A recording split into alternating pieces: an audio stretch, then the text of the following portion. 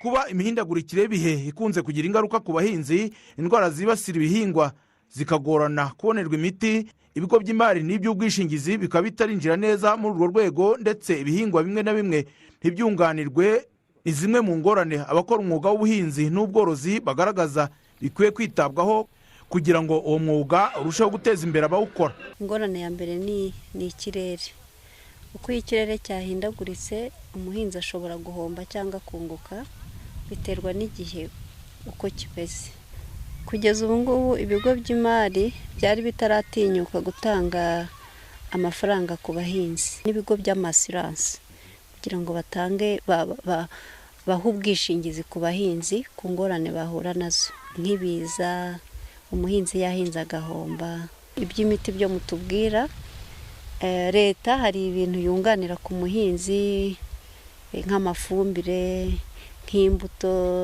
imbuto z'ibishyimbo n'ibigori, ariko ku mboga tugura 100% no ku miti tugura 100%. Kwari n'igihe ushaka guhinga imyaka yajyamo hagati ukabura ubushobozi bwo kugira ngo wishyure, mbese ugure ya miti ukabura aho wiyambaza ikagupfana uri kuyireba. Cyetse ubwo hagiyeho nka banki y'ubuhinzi ikajya iguriza abahinzi ku giti cyabo, kuko ntago wajya muri banki buyari yose ngo utange muri banki yari yose ngo umuhe amafaranga ngo yinde umuhinzi.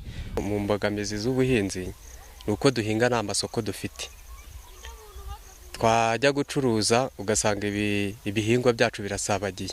Tubonye nk'imiti ivura ibihingwa byadufasha cyane. Urubyiruko rwize n'urwiga ibijyanye n'ubuhinzi n'ubworozi rwatangije sosiyete y'ishoramari igamije kwifashisha ubumenyi rufite mu gukemura bimwe mu bibazo abakora umwuga w'ubuhinzi n'ubworozi bahura nabyo.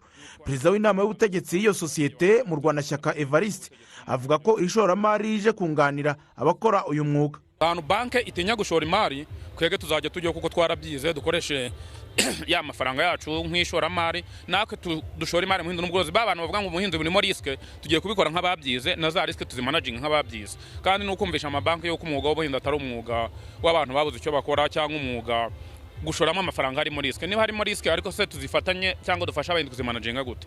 Imihindagurikire y'ikirere turebe icyakorwa, kuteza umusaruro ushimishije turebe icyakorwa.